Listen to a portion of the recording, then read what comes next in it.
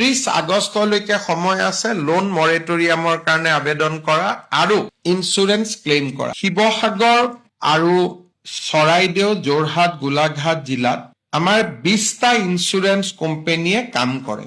এই মুহূৰ্তলৈকে 1703 গৰাকী ব্যক্তিয়ে ইন্সুৰেন্স ক্লেইম কৰিছে আৰু 92 কোটি টকাৰ ইন্সুৰেন্স বিচাৰিছে।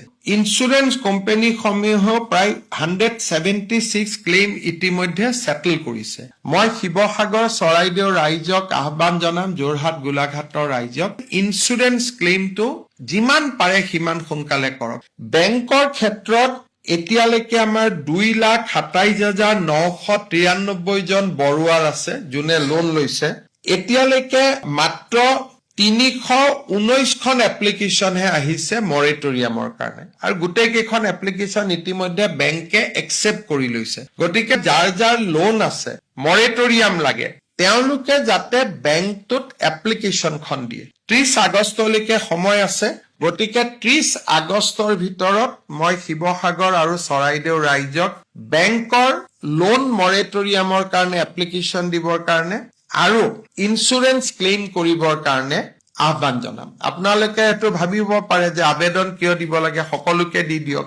এই কাৰণে সকলোকে দিব নোৱাৰি, কাৰণ জিলা কেইখনত সকলো মানুহ ইম্পেক্ট হোৱা নাই আৰু বহুত অঞ্চলত পানী উঠাও নাই আৰু কাৰোবাৰ ডেমেজ 30% আছে, কাৰোবাৰ 90% আছে। গতিকে ইন্সুৰেন্স একৰ্ডিং টু ডেমেজ হয়। সেইকাৰণে সকলোৱে যাতে ব্যক্তিগত আবেদনবোৰ কৰে। 30 আগষ্টলৈকে সময় আছে লোন মৰেটৰিয়ামৰ কাৰণে আবেদন কৰা আৰু ইন্সুৰেন্স ক্লেইম কৰা। কেইবাটাও অঞ্চল আছে য'ত 100% ঘৰ ডেমেজ হৈছে, বিশেষকৈ নেপালী খুটি, কমল বস্তি, আমাৰ ৰেলৱে ষ্টেচন, বামুণ পুখুৰী, মাজগাঁও, এনেকুৱা কেইটামান এৰিয়া আছে য'ত সম্পূৰ্ণভাৱে ঘৰৰ নষ্ট হৈছে, তাত হাউচিং বুলি একো নাই। কেন্দ্ৰীয় চৰকাৰ, ৰাজ্য চৰকাৰ আৰু বিভিন্ন সমাজসেৱী সংগঠনৰ লগত আমি কথা পাতি আছো যে এই ডেমেজৰ ওপৰতো তাত মডেল হাউচিং স্কিম আমি কৰিব পাৰো নেকি, সেই বিষয়েও ৰাজ্য চৰকাৰে চিন্তা অব্যাহত ৰাখিব।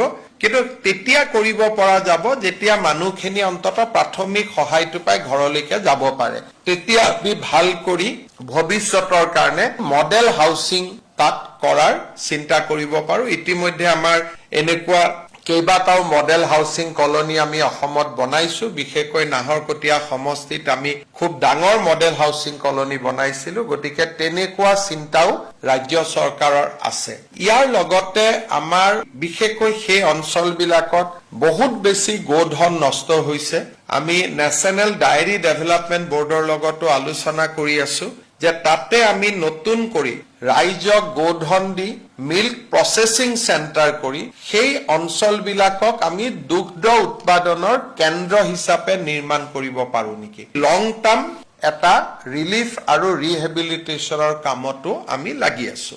ইয়াৰ উপৰিও দিখৌ নদীৰ কাষত দিখৌ নদীৰ বান ৰোধ কৰাৰ কাৰণে পাৰ্মানেণ্ট ব্যৱস্থা, শিৱসাগৰৰ পাণবেচাৰ দৰে অঞ্চলৰ যিটো সদায় প্ৰত্যেক বছৰে বানপানী হয়, সেই বানপানী কি ধৰণে আমি প্ৰতিৰোধ কৰিব পাৰো, পাৰ্মানেণ্ট সলিউশ্যনৰ কাৰণেও ৰাজ্য চৰকাৰে ইতিমধ্যে সমান্তৰালভাৱে কামত আগবাঢ়িছে।